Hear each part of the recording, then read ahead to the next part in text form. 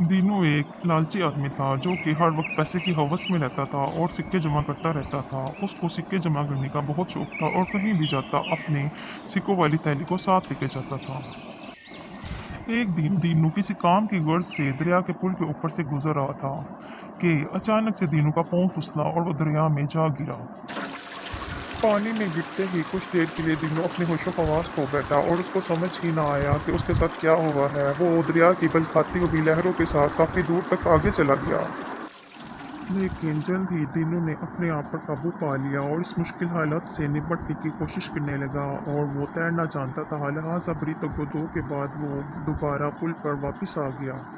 लेकिन अफसोस कि इस सारे वाक़ये के दौरान वो अपनी सिक्कों की थैली खो बैठा था, जो कि उसने बहुत मेहनत से जमा किए थे। उसने बहुत कोशिश की ढूंढने की, लेकिन वो नाकाम रहा।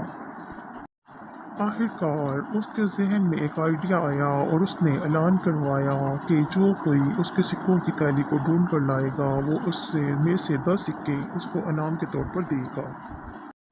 इस ऐलान के थोड़ी देर बाद ही एक किसान जिसको दीनू की थैली मिली थी, वो उसको वापस करने के लिए आ गया।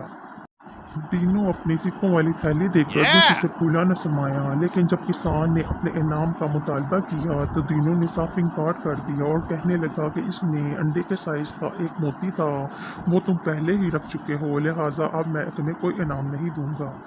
किसान ने दीनू से बहुत ज़्यादा कहा कि मैंने कोई मोती नहीं रखा, लिहाजा मुझे मेरा इनाम चाहिए। लेकिन दीनू एक लालची आदमी था, वो किसी तौर पर रजामंद ना हुआ। लिहाजा ये दोनों अदालत चले गए। किसान और दीनू ने तमाम वाक़या जज साहब को बताया और दीनू बताने लगा कि इसमें अंडे के साइज़ का एक मोती था, जो कि ये पहले ही रख चुका है, लिहाजा मैं अब इसको इनाम नहीं दूंगा, ये अपना इनाम पहले ही ले चुका है। जज साहब बड़ी गौर फिक्र करने के बाद फैसला सुनाने लगी और कहने लगे कि जिस तरह ये थैली सिक्कों से बड़ी हुई है, इसमें मज़ीद गुंजाइश नहीं कि इसमें अंडे के साइज़ वाला एक मोती आ जाए, इसलिए ये थैली तुम्हारी नहीं है, ये उस किसान को ही देनी चाहिए जिसको ये थैली मिली है। चूँकि ये किसान थैली ढूंढ कर लाया है, तो ये ही थैली का हकदार है। दीनू ने बड़ी मिन्नत समाजत की, बहुत इसरार किया कि ये थैली मेरी है, लेकिन बादशाह सलामत ने एक ना सुनी। इस तरह दीनू को उसके लालच की सज़ा मिल गई और उसकी लालच ही उसको ले डूबी।